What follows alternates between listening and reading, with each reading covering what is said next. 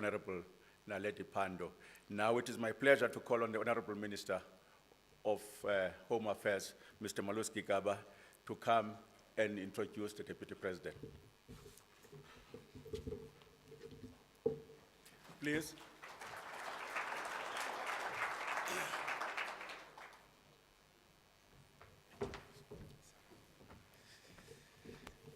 Thank you very much, ladies and gentlemen.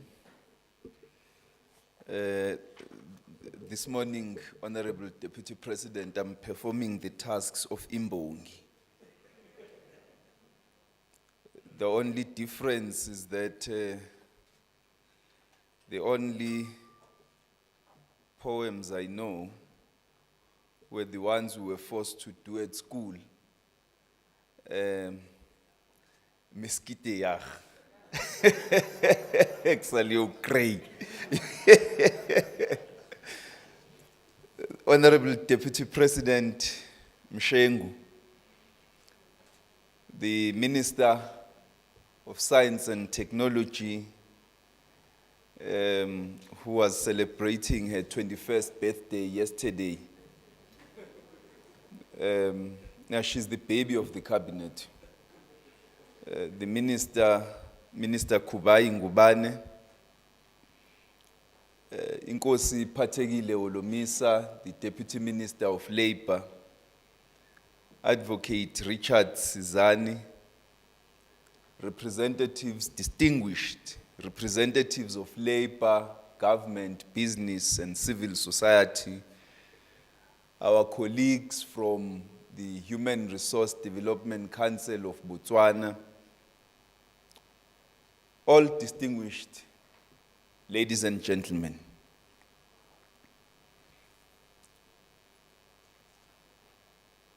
Yesterday, I had the pleasure of seeing a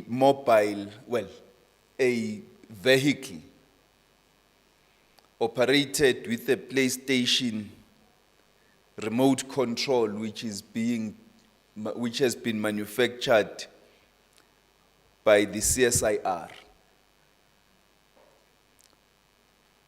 It was quite amazing, Deputy President, and incredible to note that there is such innovation taking place in our country and just in front of our own noses, but unbeknown to us. I was quite startled by that because I've always believed that there is so much more that as a country we are capable of, but most often we undersell ourselves. I was remarking earlier to the Deputy President that if one considers the full gamut of investment we make to education and skills development, we will realize that we spend more than what is allocated in the budgets of basic education and higher education and training. That most departments, including science and technology, the state-owned companies, as well as if you look at what the SETAs are doing, the country is investing a whole lot more on education and training and upskilling our young people. And then the Deputy President says, but there is a gap. Because if you go to the townships right now, if you look at what happens during service delivery protests, the people who are there are young people who have not completed their school education and are therefore not benefiting from all these investments that we are making.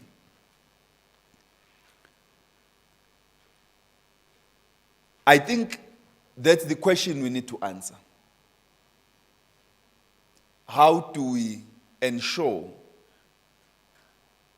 that the system of education and training is seamless from the first moment a young person starts schooling right up to the point where they obtain a skill that they can utilize not only to get a job, but to create one. But that's not my duty to talk about all of that. I'm here to introduce the brand new Deputy President of the Republic of South Africa. I believe, Honorable Deputy President, that brand newness applies for 6 months. After that, you are an old hand. The Deputy President was born in Pola Trust in the Mpumalanga province many, many years ago. I shall not mention this. The Deputy President is himself an educator, having qualified with the National Teacher Certificate, having taught, having participated in NEUSA, the National Education Union of South Africa, which was a predecessor to the South African Democratic Teachers Union. He was the chairperson of SADTU from 1988 to 1991.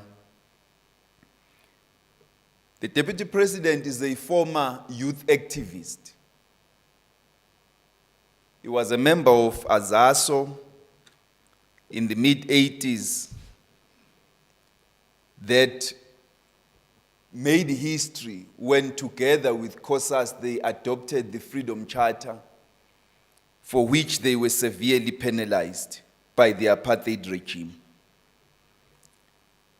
Later, AZASO would form itself into the South African National Students' Congress when it decided that it must openly identify with the Congress movement, EVILI. He then became deputy chairperson of the ruling party in Mpumalanga in 2005 and became leader of government business in 2007. He has been a member of the Provincial Executive Council of the Mpumalanga government for a long time. In 2007, he became the chairperson of the ruling party in Mpumalanga and an ex-officio member of the ruling party's National Executive Committee. And in 2017, December, at the historic Nasrec conference, we voted him the deputy president of the ruling party. And in February this year, he was appointed, in March, he was appointed the deputy president of the Republic of South Africa, having been premier of the Mpumalanga province from 2009 until 2018. He holds, as I have said, a National Teacher Certificate and a BA degree in psychology from the University of South Africa. And I think what I have tried to highlight is that the person who is about to address us is somebody who understands quite clearly the challenges of human resource development in South Africa and who has been a member of the sector for many years, an activist in the sector, who therefore has a full grasp of the challenges and tasks that lie ahead of us as we undertake this important task of developing human resources for South Africa. It is therefore my honor and my privilege to exercise a power rarely given to invite the Deputy President to the stage and to request the House to please receive them appropriately.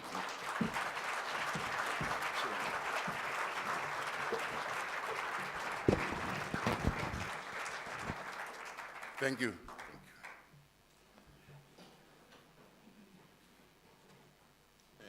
Program Director, thank you very much for the opportunity. And Minister Malusi, thanks for the introduction. Let me also acknowledge the presence of Minister of Science and Technology and Deputy Minister Holomisa. Also acknowledge the presence of our Head of Secretariat of the HRDC, leaders of labor in our presence, our midst, leaders of business, and leaders of our civil society, and all our distinguished guests and ladies and gentlemen. Allow me to extend on behalf of government a special word of welcome to all of you, including our guests from our continent and across the globe. We're here to share with us some of their experiences on how best we can accelerate development of our people's capabilities. In the coming week, the world will commemorate the late President Nelson Mandela's birthday on the 18th of July. Had he still been alive, he would have turned 100 years this year. You will remember that Madiba was an ardent advocate of education and skills development because he saw this as the best instrument to achieve equality. As we gather here today, let us be inspired by this unshakable belief that it's in our hands to end the triple challenge of poverty, unemployment, and inequality that continue to bedevils our country and many developing nations of Africa and the world. Speaking at the United Kingdom in 2005, our former President Nelson Mandela reminded the world that, I open quote, like slavery and apartheid, poverty is not natural. It is man-made, and it can be overcome and be eradicated by actions of human beings. And overcoming poverty, it should not be a gesture of charity. It is an act of justice. It is the protection of a fundamental human right, the right to dignity and the right to decent life. While poverty persists, there is no true freedom. Our summit on human resource development is essential about a search for solution on restoring the dignity of our people by empowering them through education and skills, thereby giving them a chance, an opportunity to live a decent life. This is also a gathering that yearns for leadership across all sectors of our society. It yearns for leaders who will work tirelessly to lessen social tensions, unite our people, and transform their lives. If as leaders we fail to work together to improve the lives of our people, as envisaged in our Constitution, we'll be risking all our democratic gains since 1994.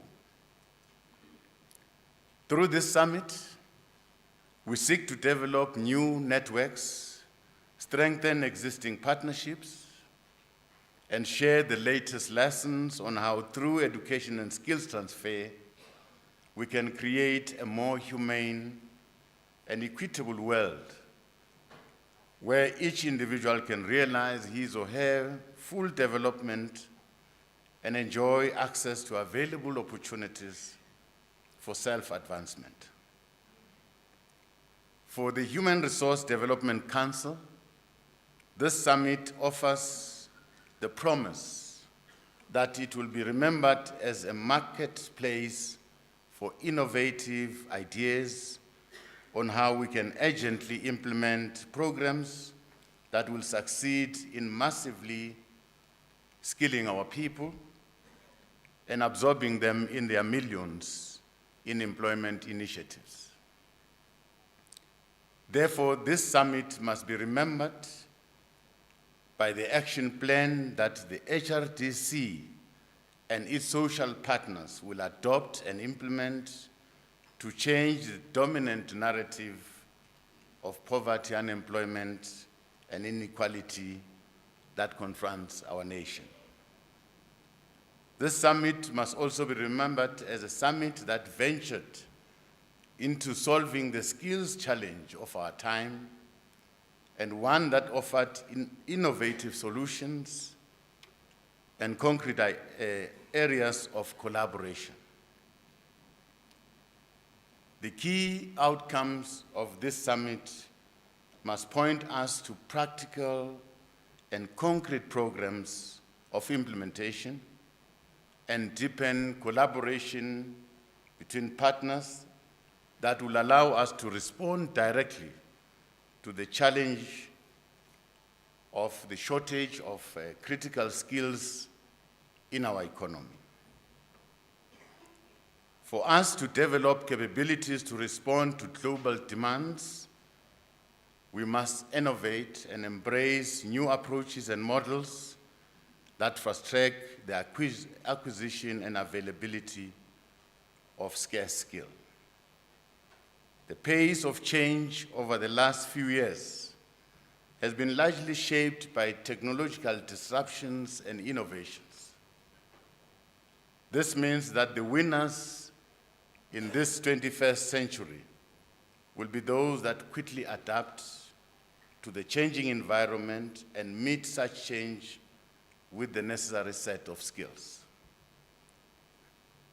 From the presentation and papers that will be delivered here, we hope to be appraised on latest evidence-based research and credible data on what we are doing correctly, and to hear where we are facing challenges. We therefore remain confident that the summit will strengthen and sharpen our human resource strategy to substantially reduce unemployment and expand training. Among issues of focus should be investment in early childhood development, which lays the foundation for holistic development whilst cultivating love for lifelong learning. Cognitive learning at the foundation stage of development is very necessary for the achievement of better learning performance outcomes at later stages of development and skills acquisition. This, to me, is a very important summit that cannot afford to be called another talk show. Our debates and sharing of best practices must ultimately result in clearly defined plans that will improve the lives of our people. We must never fall into the trap of meeting to lament on the state of affairs without providing practical and actionable solutions. As we present statistics and data, diagrams depicting our challenges, Let us always remember that our figures represent real people, real human beings who have dreams and aspirations like all of us. After tomorrow, when young people read about us, about this summit, they need to find hope that we see in them as a source for development. As a result of our history, our youth is made up of those whose prospects for employment are compounded by lack of education and the requisite skills. Over the years, a combination of the suboptimal performance of our education system and other socio-economic determinants of poverty have produced a large proportion of unemployed young people. This is a challenge that we must confront directly, all of us. This summit must try and inspire hope and confidence in the millions of young people out there who are not in education, who are not in training, that we are a country that never give up on their dreams and potential. We will shoulder on. Our social compact between government, business, and labor and our community must speedily create employment and training opportunities for the millions of these young people who are idling, who are not in education, who are not in training, who are not in any form of employment. It must inspire our nation that as social partners, we are equal to the task of creating an inclusive society that prioritizes the development of its youth and women. Our children at our institutions of higher education must have confidence that they will not complete their training only to roam around the streets for years before they get employed or start their own enterprises. It is only through collaborations and by agreeing on as social partners on a social compact for skills and jobs that we can reverse the tide of unemployment and the deepening poverty. The theme for this summit, partnerships that will revitalize work and learning for the 21st century, is thus appropriate. It is a theme that recognizes the need for greater collaboration between education sector and industry. This is also a partnership that calls on all society to play its part in creating training, employment, and business development opportunities for our people. Only an engaged, invested, and a patriotic private sector has the key to unlock the full potential of the education and our training sector. When the education sector and industry work together, we have a better chance of accelerating skills development and enhancing the employment opportunities of those that are undergoing training. When our private sector understands that with all the training students can get, there is still no better place for refining training and acquiring experience than the workplace itself. As we do so, we must not neglect the plight of these young people who are not in employment, who are not in education, who are not in training. Our social compact between government, business, and labor must speedily reduce the unemployment numbers among this category as well. We therefore wish to applaud a number of our outstanding South African companies who are partnering with our education institution to ensure that our graduates are better prepared for the demands of our economy. We applaud companies that are supporting our initiative of adopting a TVET college and ensuring that our curricula match the needs of our industries.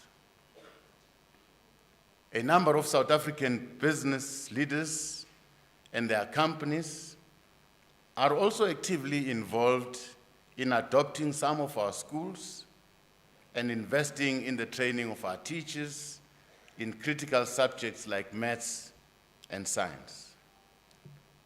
We call on many more business leaders to make it their business and to adequately skill our people at educational institutions and at the workplace through internships.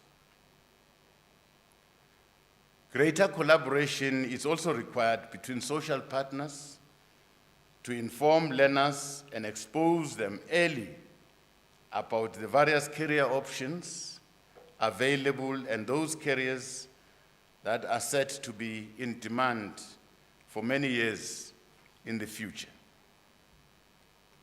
To achieve a partnership that will revitalize work and learning for this century means that teachers and lecturers need to approach their vocation with greater commitment and dedication.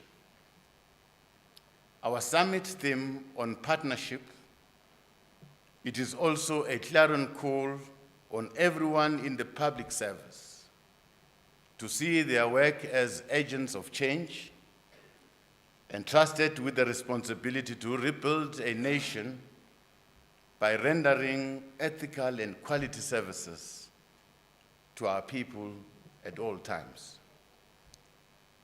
It is a clarion call for Batupili and Ubuntu to be the defining ethos and cornerstone of the new society that we are seeking to build. It demands that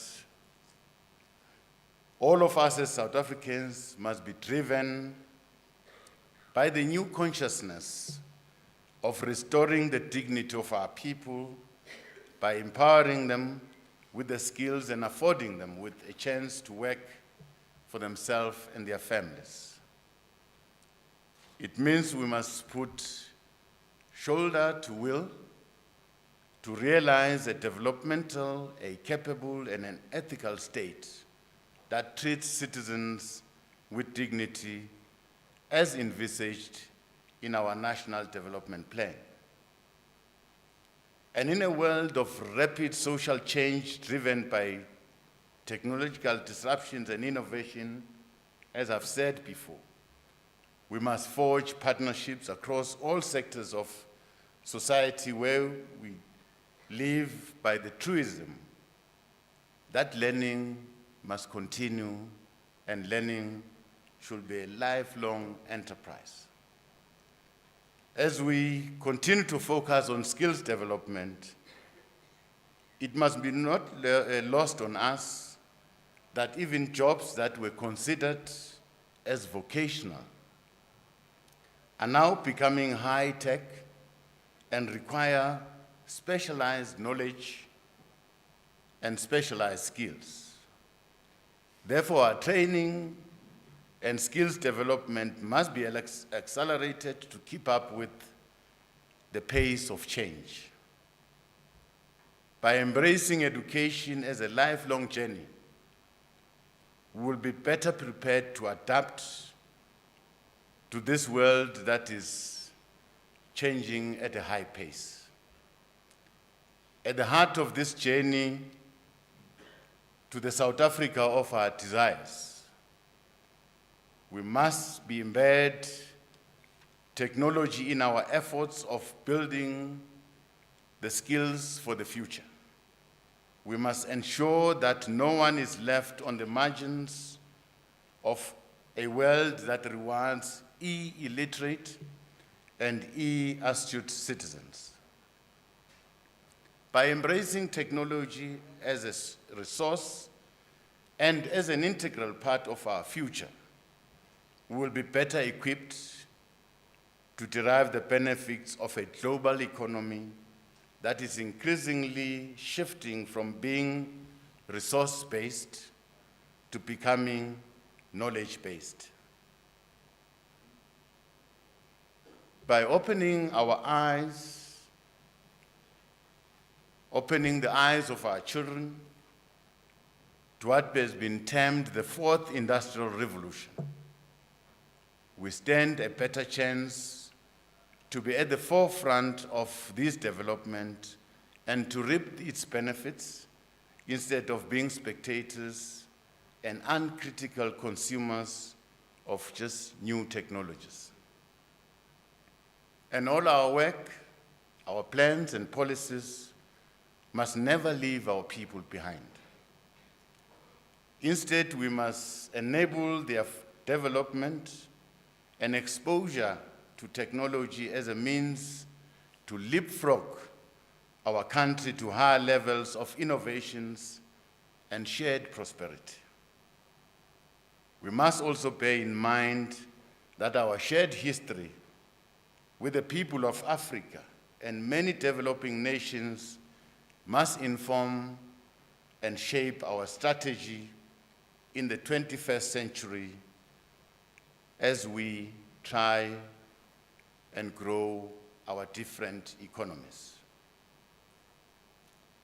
This means recognizing that our competitive advantage in the world of artificial intelligence and knowledge economy lies in investing and mining our rich culture, our rich heritage, our languages and traditions to shape the commodities and services that will give us a competitive edge.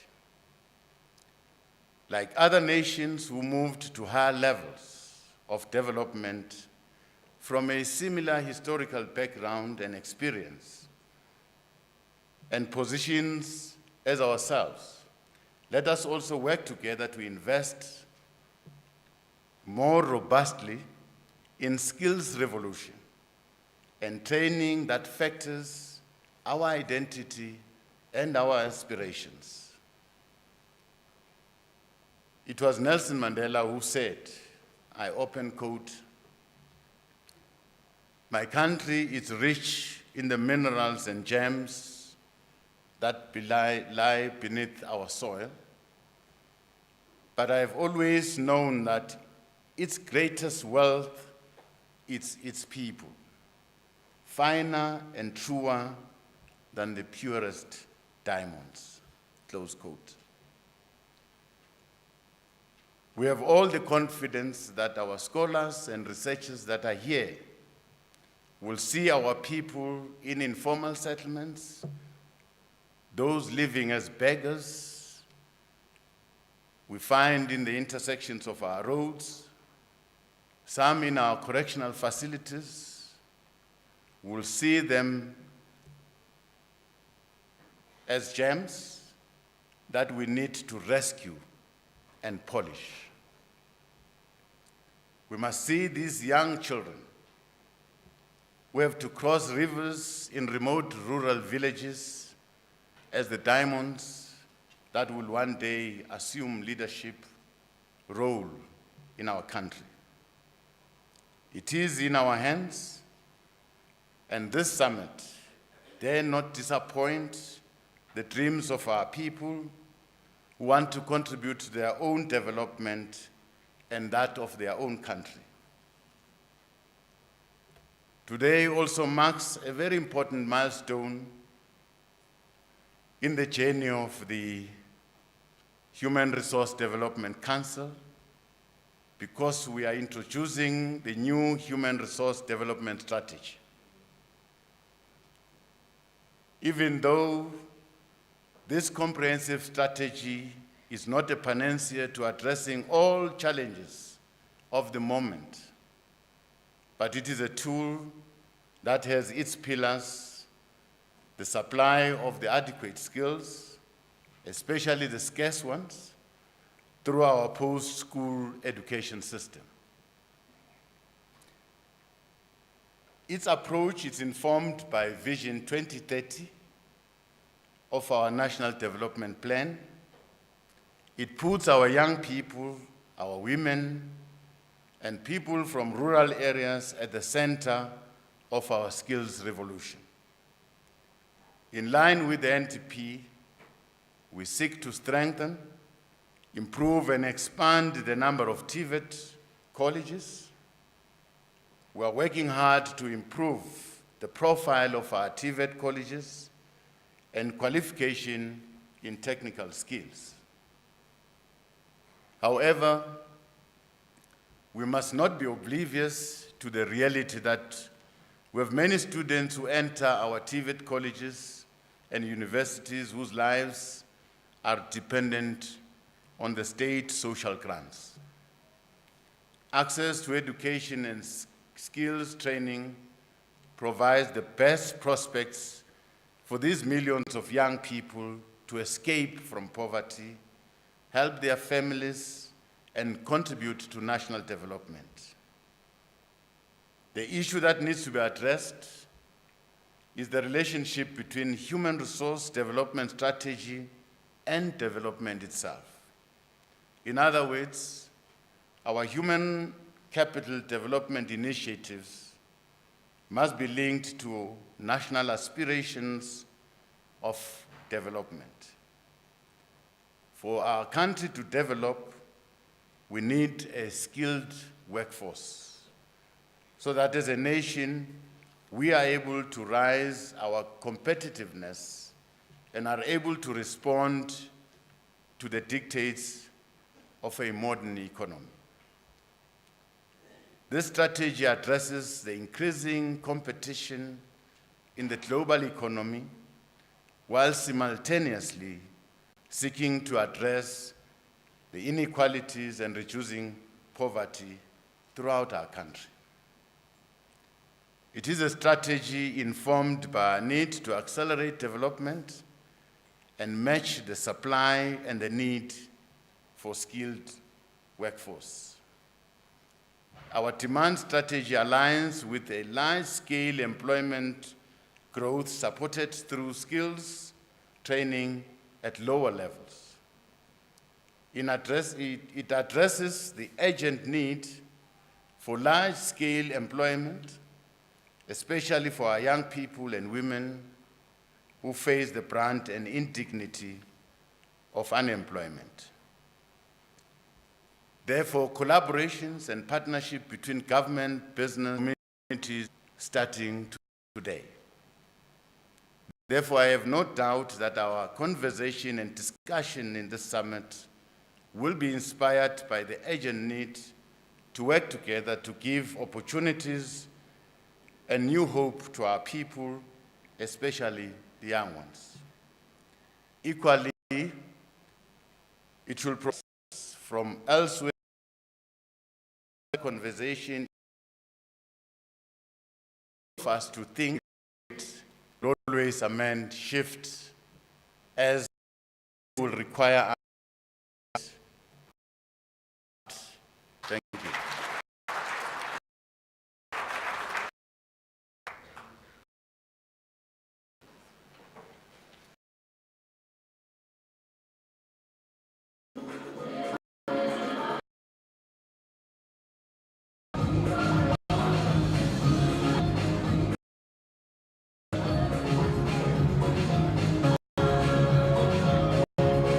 Briefed to keep to the 20 minutes time.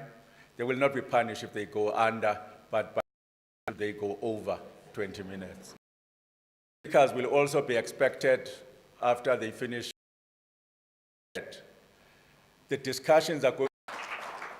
Dr. Raphael Tingalo has worked in major educational establishments responsible for human capital development, holding various positions including Deputy Permanent Secretary in the Ministry of Education and Skills Development in Botswana. Dr. Tingalo spent time as a Vice Chancellor of Dinkomkwing University of Creative Technology, LUCT, based in Botswana, overseeing the Lesotho and Swaziland LUCT campuses. He has also worked at length in the University of Botswana, Center for Academic Development, Academic Program Review Unit. At CAD, Dr. Tingalo was responsible for program development and review in the University of Botswana and its affiliated health institutions and colleges of education. Furthermore, he championed the university academic quality management policy, running workshops for UP staff, both academic and non-academic, on quality assurance and program review. Dr. Raphael Tingalo holds a professional degree of Doctor in Education, EDD, from the Institute of Education, University of London, awarded in 2002, a Master in Education, MED, from the University of Manchester School of Education, UK, awarded in 1995, and a Bachelor of Education, BEd, from the College of St. Mark and St. John, UK, awarded by the University of Exeter in 1992. Please help me welcome Dr. Raphael Tingalo.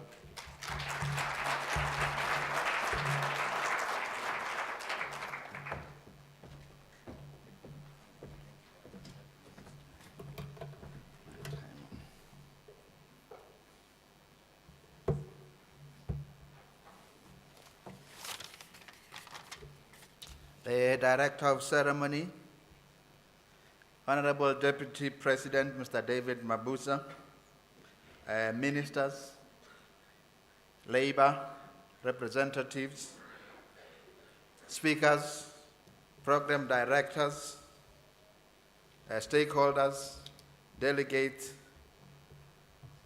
Bagaetsu, good morning. As we say in Botswana, "Kiridumedisa ka pula." Let it rain because we need rain. I'm happy to be engaging in dialogue with our partner country, South Africa, because we have so much stronger ties together. I'd first like to let it known that my uncle, that is the elder brother to my mom, was incarcerated in Robben Island for 15 years.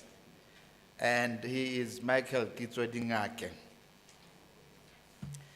I'd also like to let it known that during the raids in Botswana 1984 and 1985 by the commando unit from here, one of the houses that was raided was actually a house next door to ours. We shared a fence. Then there were not so much brick walls. And one of those who lived or used to live in that house was the legendary Hugh Masekela. And he used to give us CDs. The one that, not CDs, there were no CDs then. He used to give us cassettes. And the one that I strongly remember is the one entitled Going to Johannesburg. But by then, he had already moved on, and I think he was in America then. May his soul rest in peace. I come from the Human Resource Development Council, as indicated. We are a relatively new organization, I must say, because we came into being in 2014, where we were coming, or we used to be, the Tertiary Education Council. Now, as the Tertiary Education Council, we were responsible only for the tertiary education landscape. But as the Human Resource Development Council, we now link supply and demand. And we are linking supply and demand to pursue the narrative that is the knowledge economy, the knowledge society. We also drive and shape the knowledge architecture, and for obvious reasons. We do have graduates who are idle, who are not working. And not only do we have graduates who are not working, as the Deputy President indicated, we also have, and those who have dropped out from junior secondary, from senior secondary, who are not working. And for that reason, HRDC came into being to try and address those challenges. As you all know, an idle mind is I don't want to go further into that, we know.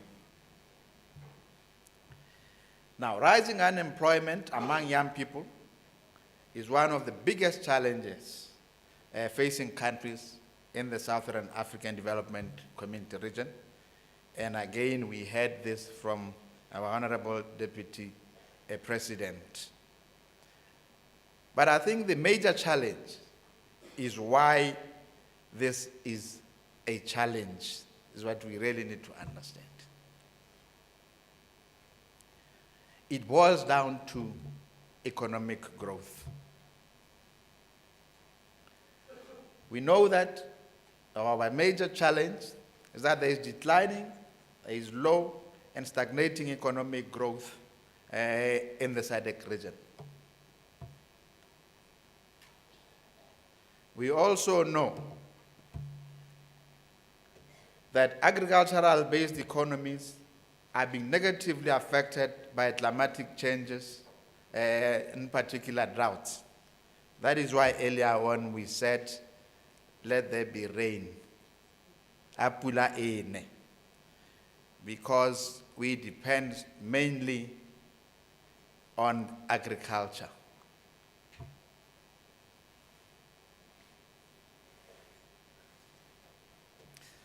Now, the SADC has come up with an industrialization roadmap. And this roadmap, actually, my understanding, my belief is that it is a roadmap that is driven by the knowledge economy. And it's the issues that the Honorable Deputy Minister talked to. Now, the SADC industrialization roadmap looks at industrialization as a champion of economic and technological transformation.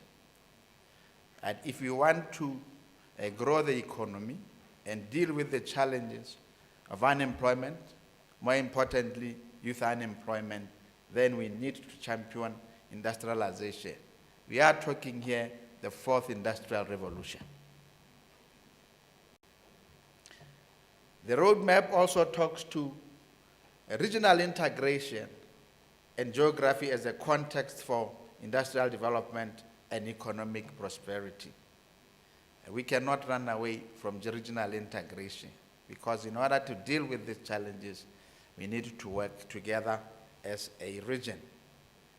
And thirdly, the need for competitiveness, that we need to move away from comparative advantage to competitive advantage, where we work together as a region in terms of both the human, financial, capital resources.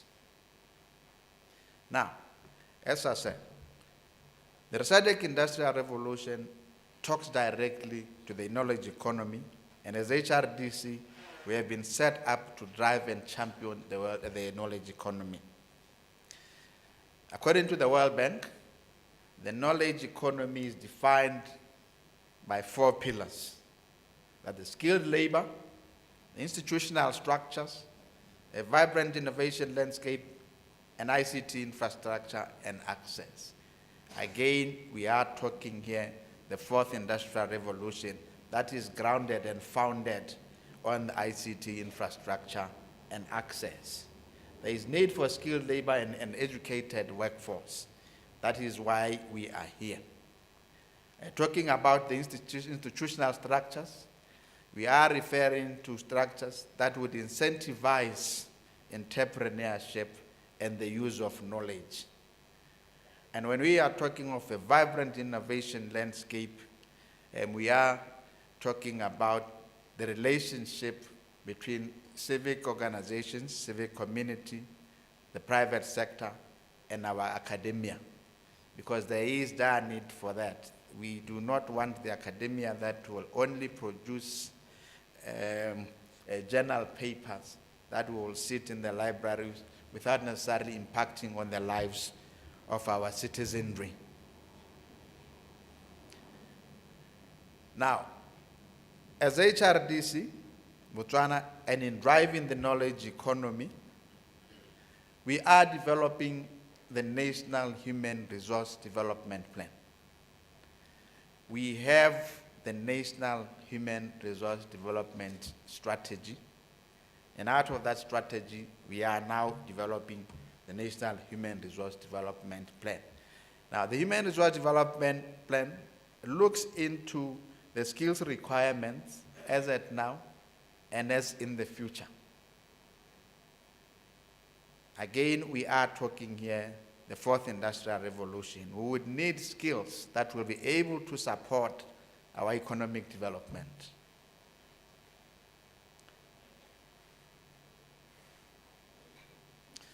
The National Human Resource Development Plan calls for an active and proactive roadmap to interlink education and training to sustainable growth, placing Botswana, our citizenry, at the center of their country's transformation into a knowledge-based economy. Now, as HRDC Botswana, we are charged with that mammoth responsibility. And I am saying that it is not only the responsibility of HRDC Botswana, it is also the responsibility of all the stakeholders in Botswana, the civic society, the private sector, the academia, and all. So we need to work together as a team by creating stronger partnerships.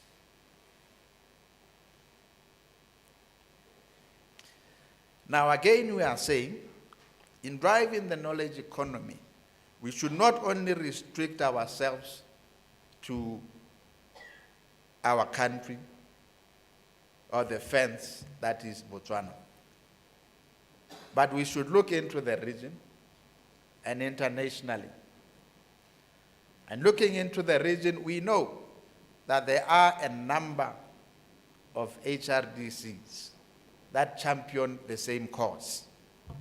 There is HRDC South Africa, who have called us to this most interesting dialogue or summit.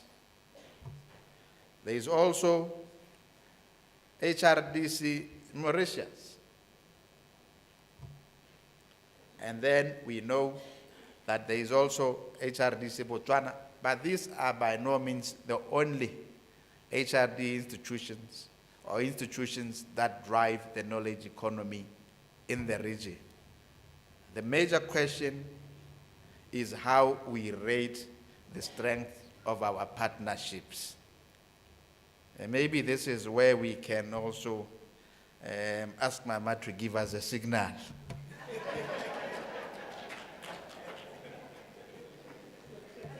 Now, Mama has given us a signal. She is saying that we can do better at regional integration.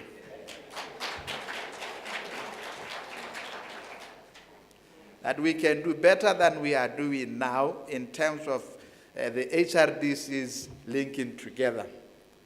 And I'm confident that we will because of the power of partnerships.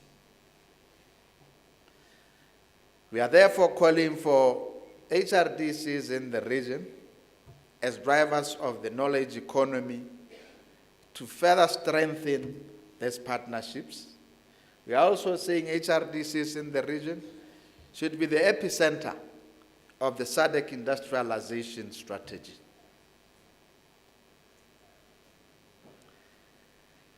And we are also saying that we need to address the labor market challenges as a regional bloc.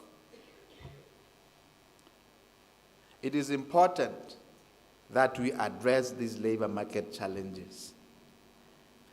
And one of the ways of addressing those, and as I always say, if we have a vision, if we have a vision, in order to drive the vision, one of the first things is to know exactly where you are. Because you cannot drive a vision without understanding exactly where you are. Now, in order to understand where we are as a region, we need to integrate the labor market information systems and the labor market education systems in the region. And I must say that the SADC industrialization roadmap, in fact, calls on us to do this. But the question is, to what extent are we doing it, and when are we going to start? And that we really need to set targets for all this and ensure that we adhere to the target set. Because there's one thing to set a target, and it's another thing also to meet the target that you have set yourselves. Now, the labor market information system, or the labor market system, is the engine behind the labor market observatory, which in Botswana we have developed a portal where everyone can access the portal, both labor, the employers, everybody who wants to come and set up business, to know exactly the human capital that is available in the country. We are in the process of developing this labor market information system as HRDC. The labor market information system, as I said, monitors labor market patterns and trends, and will also assist us in terms of looking into or dealing with the issues of mismatch between supply and demand, which we are currently a victim of. As I said, it is important that we link supply and demand. And critically so is to ensure that there is a system that would assist us to link these. And in so doing, once we have established the labor market information system, we would be able to deal with challenges where in one country there are plumbers, painters, welders out there who are looking for a job, whereas in one country in the region they are struggling to have those. And not only plumbers or painters, even in terms of the professional qualifications. This way, we should be able to deal with the challenges of unemployment as a regional bloc. We must therefore work together and desist from acting like dwarfs, competing as to which one is taller than the other. Because by so doing and in competing, we will not be able to reach the beggar or the sumptuous beggar that we see up there. And the beggar that we are talking about is the issue of economic growth. It's the issue of dealing with unemployment, most importantly, youth unemployment. We must therefore work together as a team, work together through stronger partnerships. With that, I thank you very much.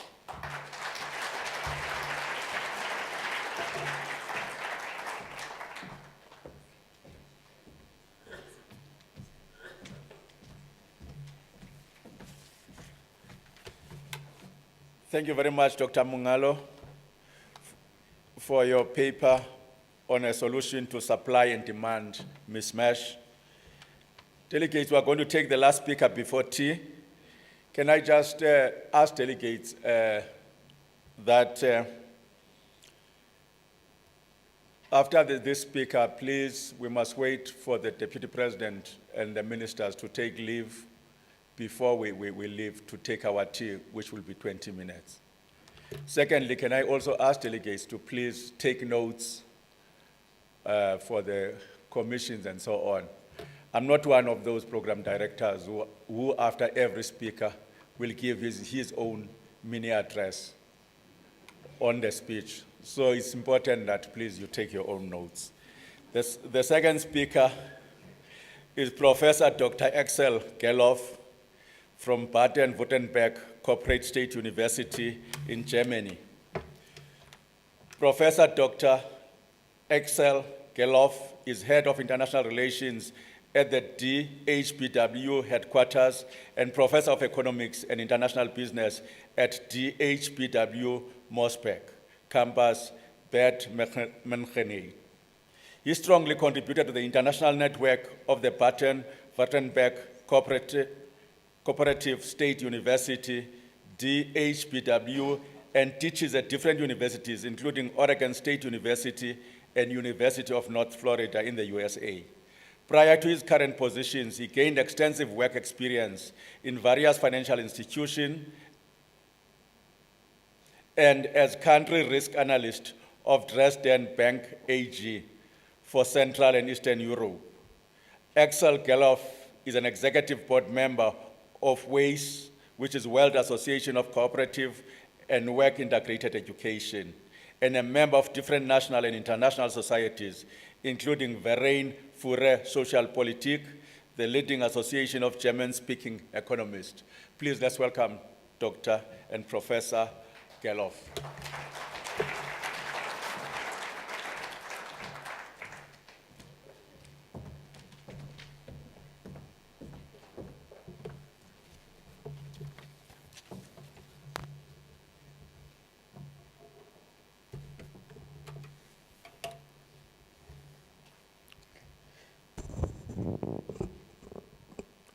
Dear Deputy President Mabuza, dear ladies and gentlemen, it is a great pleasure and honor for our school to be chosen to, as a best practice model for cooperative education, that I am able to present this over here.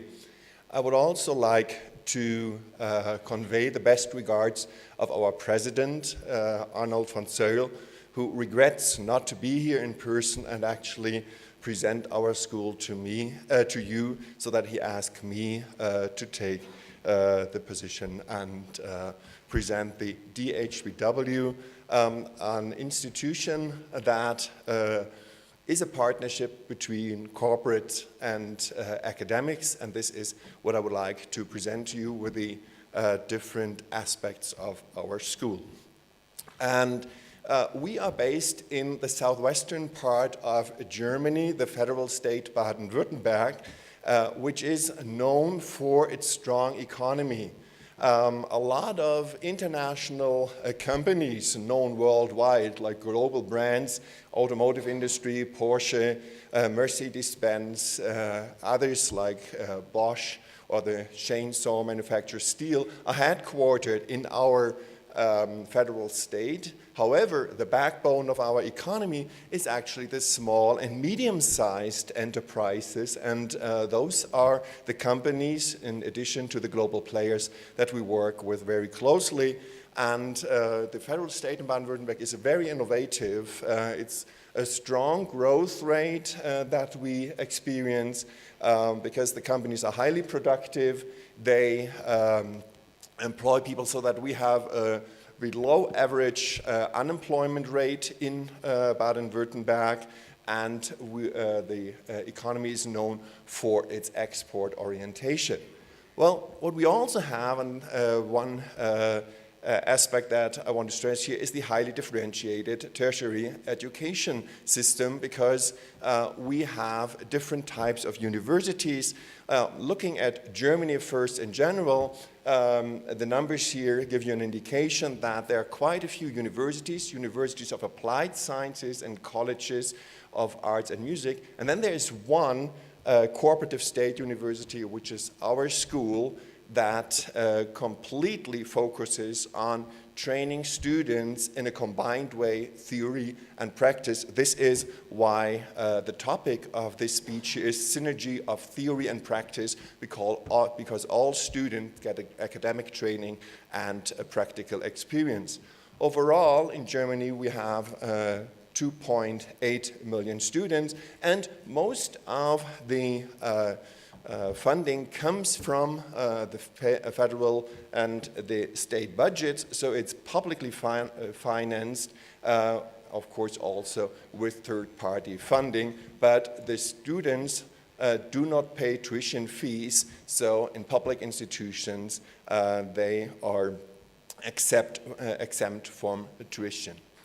Our school, as I said, in the southwestern part of Germany, has overall 12 locations, of which 3 are branch campuses. And again, this is intentional in the fact that we are decentralized, that serving approximately 34,000 students is done in the regions to reach out to the small and medium-sized enterprises. You can see we work with over 9,000 cooperative partners, so it's a huge network of companies that we work with, and we not only work with them in terms of training the students, but also being sort of knowledge partners for that, working with the students and the companies. Well, it was mentioned before that there is a shift of qualification demand. We experience that, of course, also in Germany, that when we look into the past, there was a large unskilled labor force that was doing kind of like the unskilled jobs, and then when we look at that as a triangle or pyramid, that then it went smaller in terms of the higher degrees, and then of course a smaller executive level.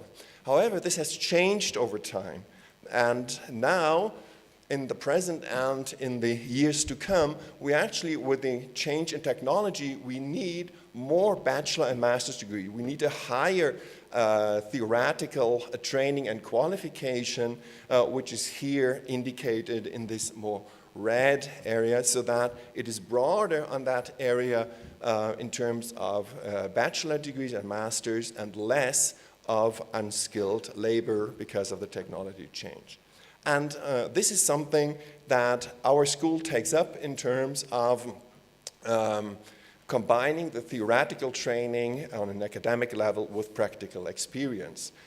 Because in this changing world, when we look at the 2 dimensions here, on the one hand side, academic competence, and then also the employability, well, traditionally, the university education put a strong focus on academic excellence, but a lot less on employability, whereas our school positions itself more on the employability level. Of course, as I said, it is academic, but of course not to the same degree as some research universities offer.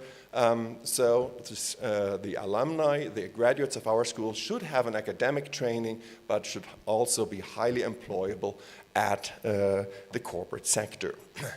So how is that done? The curriculum combines workplace learning with academic experience. So when you look at students working for the companies, of course they get their experience and they need to reflect about what they are experiencing in their job environment.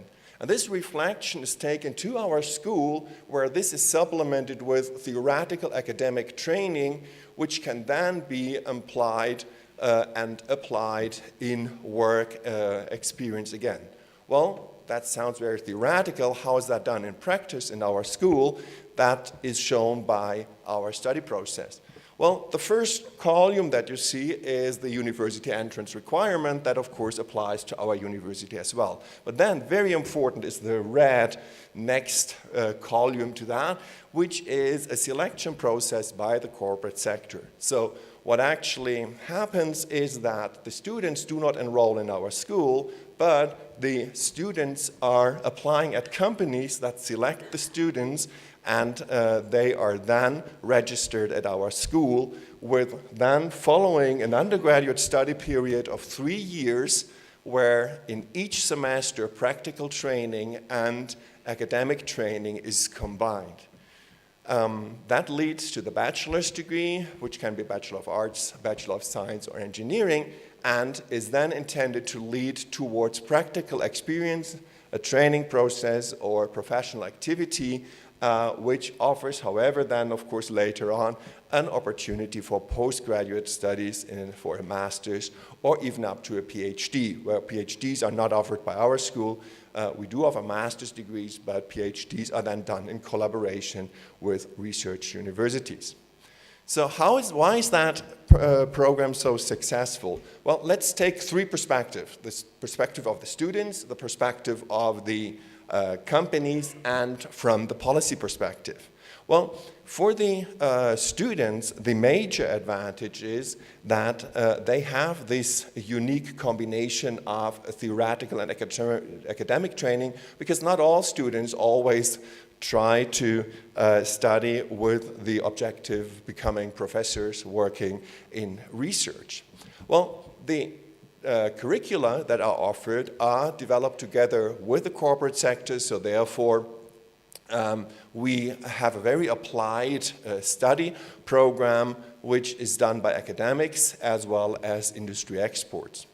And what is a major advantage for students is, of course, also the financial independence, because the students are actually sponsored by the company. So looking at students who could not afford to study at a research university, some of them might actually opt for studying in our school because they get a financial support. And this then is allowing a lot of students to study at all. Some might not be able to study without that support. So, and in addition to that aspect, the students are very closely working with the companies, so they have excellent career opportunities. They know that they are done after 3 years, which is another important factor. And then I come to that, excellent employment opportunities. Well, when the students, it's successful for the students, why is it also an incentive for corporate partners to work with us? Well, through the admission process, that's important, they can select students very early on. So they can look at the young talent, they can keep them for their companies, and what they can also make sure is that they get the relevant education that then will be used in their professional experience. So it is really something that is very applied. It's also applied in the sense that representatives from the companies are actually teaching at our school. So we have academic teaching as well as practitioners working or lecturing at our school. And as the companies can have the students train and familiarize with the work ethics and the corporate philosophy, it allows them to really identify talents early on and recruit the young professionals that they need as a skilled workforce. So looking from different policy perspective, labor perspective, social policy, or also economic policy perspective, well, the intense period that all students graduate after 3 years with a bachelor's degree is, of course, something that also keeps the financials in check and ensures that we have a quick qualification. Then what is something that we are very proud of is the extremely low dropout rate. About 80% of our students actually graduate, they complete their studies, which is a very high number compared to other university types. Well, the reason for that is that the companies can actually select the students so that we have kind of a positive selection early on. And the students, of course, after graduation, as they are being offered their first employment contracts, it's also an excellent employment opportunity because about 90% of our students are finding a job right after graduation, which is very important from an employment policy perspective. So, and the last point, which is also something that the Deputy President already mentioned here, the instrument, our school really is a way of including students that are first-generation students. We have a lot of students from families that have not academic background because with close collaboration with the companies, the fact that they are being sponsored allows students to get an academic degree that had no access to that before. So that's from the social policy perspective a very important point. Well, in our internationalization strategy, and that explains also being here, of course, looking beyond our federal state and our nation, just Germany, we focus in our internationalization approach on basically two pillars. The first is the standard pillar that all universities, all academics have, that we want to provide an intercultural experience, an intercultural competence to our graduates. That goes through semester abroad, stays at partner universities, as the companies work with us. A lot of students are also sent abroad while working for the companies in those globally active companies, and they can also go abroad in short-term programs. Well, however, with a special type of our university, we also have a second pillar on which our internationalization strategy rests, and this is that on the one hand side, we offer specialized programs for our partners, for the corporate sector, to allow them to train international students at our school in Germany. And we also support our corporate partners internationally by developing dual study programs abroad. That is, when we have companies that are very active internationally, as they are also in South Africa, then we often are being contacted by those companies. They know that there's a successful system in place in Baden-Württemberg. Can't we have something similar? Being, of course, adapted, being modified according to the local needs, that we can also implement that abroad. And this is why, for example, we very recently had an exploratory workshop in Cape Town where companies as well as government representatives had contacted us